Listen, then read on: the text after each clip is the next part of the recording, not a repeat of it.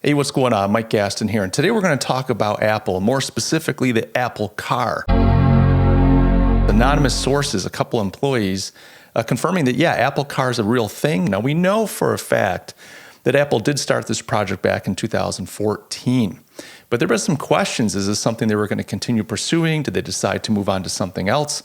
But it looks like no, the Apple Car is a real thing. In this video, I'm going to cover some of the details of the news and the insights going on right now. And then we're going to talk a little bit about why I think this could be successful for Apple. And lastly, we'll close with a cautionary tale.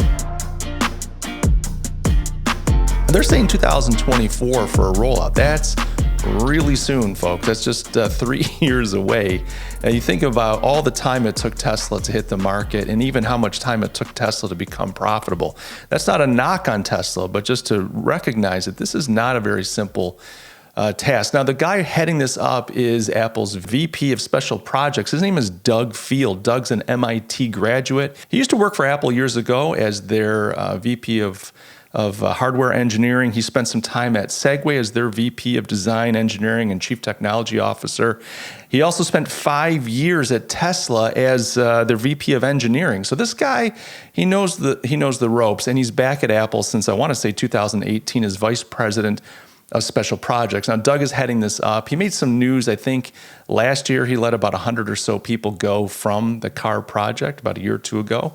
And that led to some speculation this thing was dead on arrival, but according to sources, that is not the case. Now, this vehicle is going to be a consumer vehicle. You know, there's some companies out there doing electric vehicles, that are doing autonomous vehicles or delivery vehicles, or they're looking at like taxi-style vehicles, transport. This is reported to be a consumer vehicle, something to compete with the Tesla. You can go out and get yourself an Apple Car. Now, I'm hoping they don't call it the iCar. I love Apple products, but hate that brand. Now, the other thing that is kind of newsworthy about this is Apple's kind of hinging its ability to be successful in this market on this concept of the monocell battery.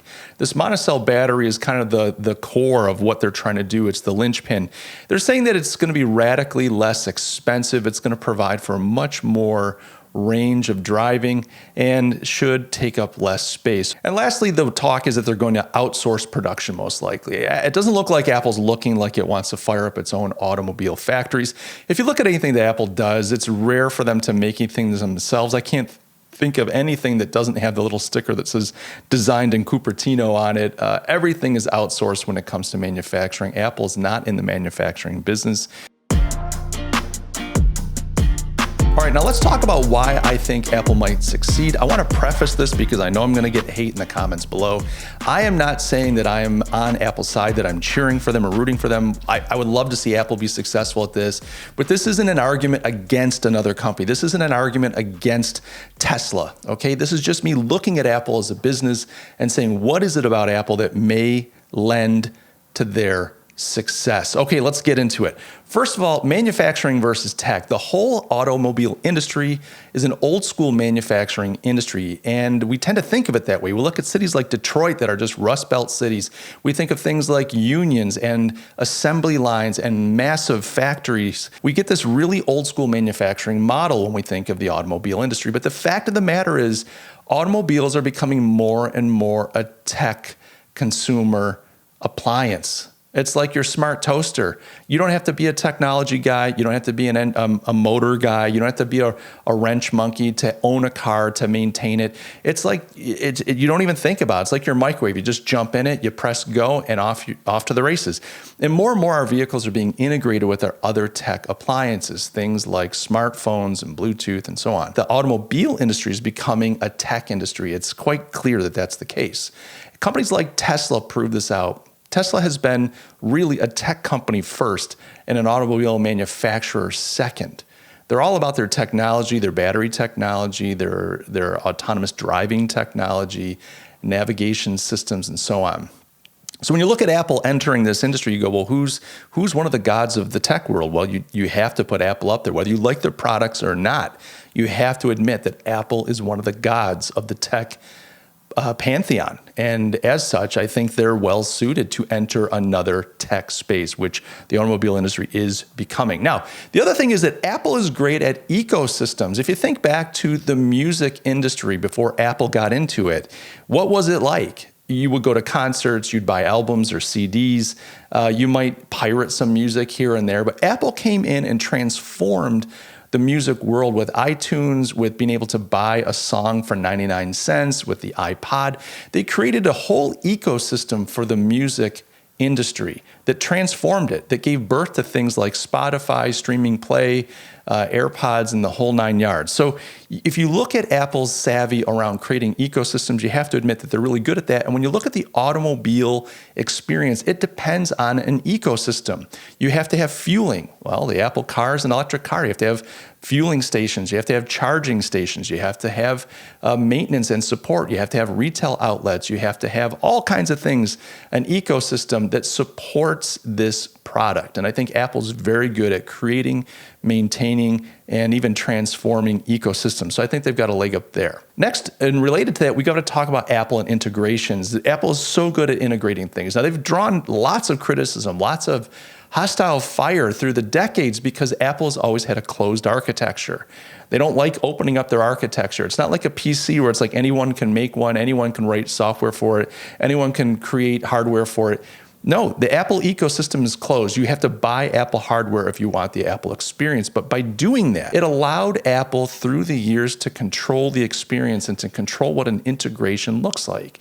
The fact of the matter is your AirPods, your iPhone, your MacBook Pro, your iMac, all those things, they just work together simply. You hit the power button and the device is just figured out. Why? Because Apple's controlled its ecosystem. Now, I know a lot of people hate that. But the fact of the matter is, they're really good at integrations because they control their architecture and they control their hardware. I think that their ability to integrate hardware and software experiences across platforms and devices is going to give them a leg up in this situation. Apple is great at design. And when I say design, I'm talking problem solving. I don't just mean visual aesthetic design. They're phenomenal at that. Johnny Ives be praised. But the fact of the matter is Apple is really good at problem solving. Apple came out with the iPhone. That was a problem solve. Apple is great at miniaturization. Apple is great at figuring out how do we get, more and more packed into smaller and smaller spaces. Those are design challenges. And how do we do it in a way that's aesthetically pleasing? How do we do it in a way that creates a great experience? How do we do it in a way that the form factor and the haptics and all that really work for the human being? Now, they don't get everything right all the time, but they really are a design company. They're a problem-solving company. And I think if you look at the electric car, the EV market, it is still in its infancy. It's still going through the process of solving problems, trying to figure out technology, trying to figure out integrations. I think that their problem-solving DNA, their design DNA is going to go a long way, not only to creating a better car, but also a better driving experience. Okay, let's talk also about Apple's sophistication with supply and logistics. I talked earlier about the fact that Apple likely outsourced this manufacturing to somebody else. And the fact of the matter is they're really great at setting up supply chains. They're really great at logistics. They're really great at managing second and third party integrators, manufacturers, and so on. Every piece of Apple tech that you touch, Apple does not create itself. The sticker always says designed in Cupertino. But the fact of the matter is they're not just great at designing, they're great at controlling supply chains, they're great at logistics, they're great at finding, partnering, and running third-party manufacturers. Even right now, Apple's come out with their M chip. They said, we're going to do our own chip. We're not going to use the Intel chip. We long ago walked away from the Motorola chip. Even in that instance, they set up their own chip manufacturing plant within a third-party OEM chip manufacturer. Apple doesn't put things together themselves because they're so good at their supply chain and their logistics. And I think that's going to go a far way to helping them. Also, Apple's great at retail. You can't necessarily buy a car unless you've got some type of retail presence. Now, I know more and more we're buying cars online. We're happy to get in there and just go online on eBay. There's still an experience where people want to try before they buy. These are very expensive vehicles. I don't know that you're going to walk into an Apple store and buy an iCar. Maybe you will, maybe you won't, but they understand the retail model. They've got it figured out. They know the retail experience.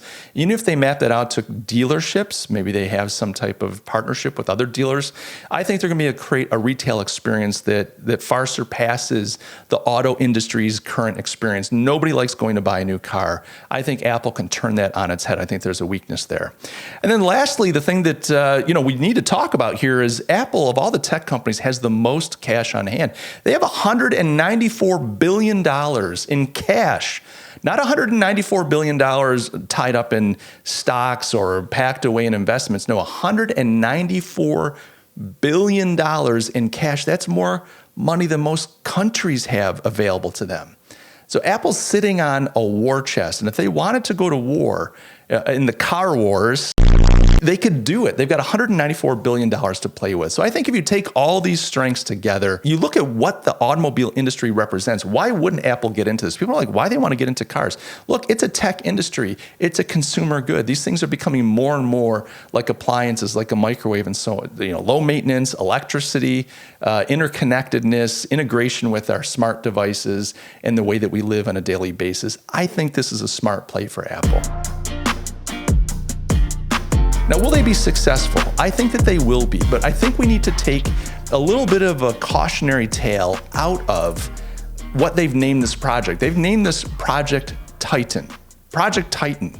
And you go, oh, the Titans, oh, these big strong gods. Well, hold on a second there. I hope that Apple hasn't made a mistake in the name here of the project. Now, of course, this project is the development name. That'll go away once it's done. But let's talk about the Titans. The Titans were older Greek gods. They came before Zeus and the Olympians. And they kind of ruled the world, and they were more kind of primal, simple gods. And then Zeus and his siblings came along, and they had a 10-year war. They fought against the older Greek gods, the Olympians did, and they won, and they took over, and they became the permanent gods in the Greek universe. So when the Titans lost to the younger gods, they were banished forever into gloom and darkness. And so I think this name is interesting. The name is kind of impressive. You think Titans, you think football, strong, giant robots, giant gods fighting, in this primordial world of thunder and lightning and volcanoes. Very impressive. But the end of that story is not so good for the Titans. And so I hope for Apple, they haven't, named the project with a bit of a harbinger of future disaster. This idea that the Titans actually lost and were consigned to doom. It's possible. Look, no company is beyond failure. We could find in 5-10 years from now that Google is a thing of the past. It happens. Microsoft went through a terrible, terrible valley where they were kind of a joke. Now they've made some strides to come back. They've got some great products like LinkedIn and so on, but no company is too big to fail. Let's face it. And I think Apple's up there. I do think that Apple stands a really good chance. I think the name Titan is not going to be a liability to them. I think they stand a really good chance. I think this is fascinating news, and I'll be doing my best to keep you guys up to date as this news progresses. Guys, I hope you found this useful. Leave me a comment down below. What do you think of the Apple car? Do you think this is a winner? Do you think this is a loser? Do you think that it's going to be Apple versus Tesla? And if so, is there room for two giant EV manufacturers, providers, brands in the market? Guys, thanks for watching. I hope you found this great. Leave me a comment, throw me a like, subscribe if you haven't done so, and please know I love you, and I'll catch you in the next video.